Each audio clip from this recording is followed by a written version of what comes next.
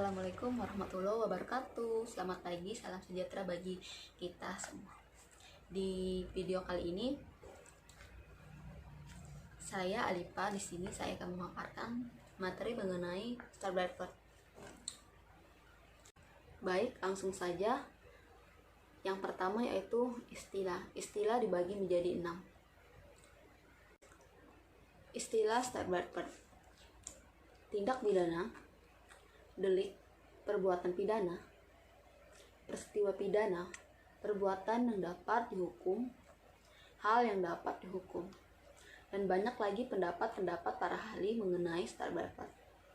Menurut pendapat Simon, Star Blackbird itu adalah kelakuan yang diancam dengan pidana, bersifat melawan hukum,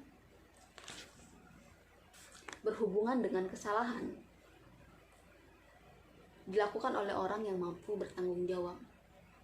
Dan menurut pendapat Van Hemel, Star Blackbird itu kelakuan orang yang dirumuskan dalam undang-undang yang bersifat melawan hukum, yang patut dipidana, dan dilakukan dengan kesalahan. Star Blackbird, kata dalam istilah Star Blackbird mengandung arti kelakuan atau tingkah laku. Pengertian dari Star Blackbird dihubungkan dengan kesalahan orang yang mengadakan kelakuan tersebut. Dapat dibagi menjadi 3. Kelakuan atau akibat. Kedua, perbuatan yang dilarang. Ketiga, menunjukkan pada sifat dilarangnya perbuatan. Pengertian dan unsur tindak pidana. Dari pandangan monistis, Simon, tindakan melanggar hukum yang telah dilakukan dengan sengaja ataupun tidak dengan sengaja oleh seseorang yang dapat dipertanggungjawabkan atas tindakannya dan oleh undang-undang telah dinyatakan sebagai suatu tindakan yang dapat dihukum. Pandangan dualistis atau pendapat Pompey, tindakan diancam pidana dalam ketentuan undang-undang. Unsur-unsur tindak pidana dibagi menjadi 2. Pandangan monistis dibagi menjadi 5. Pertama, perbuatan manusia, berbuat atau tidak berbuat. Kedua, diancam dengan pidana oleh undang-undang.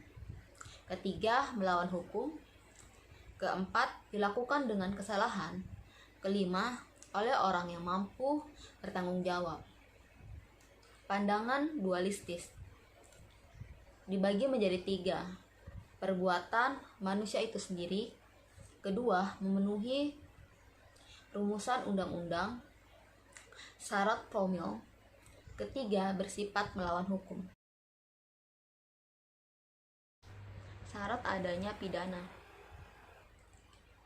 Menurut monistis, tindak pidana itu dibagi menjadi 2. Criminal act dan criminal responsibility. Dia ada 2. Sedangkan dualisis, tindak pidananya cuma 1, criminal act, agar menjadi pidana. Lantas kalau monistis itu ada 2, criminal act, criminal, dan criminal responsibility akan menjadi pidana. Saya beri contoh.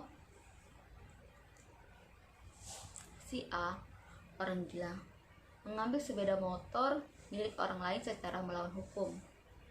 Jika ditinjau menurut pandangan monistis dan dualisis, apakah perbuatan A dapat dikualifikasi sebagai tindak pidana? Jawabannya iya. Kenapa? Jadi perbuatan si A itu sebagai tindak pidana. Karena apa? Karena pandangan dari monistis dan dualisis adalah sebuah perbuatan yang melanggar larangan atau kesalahan.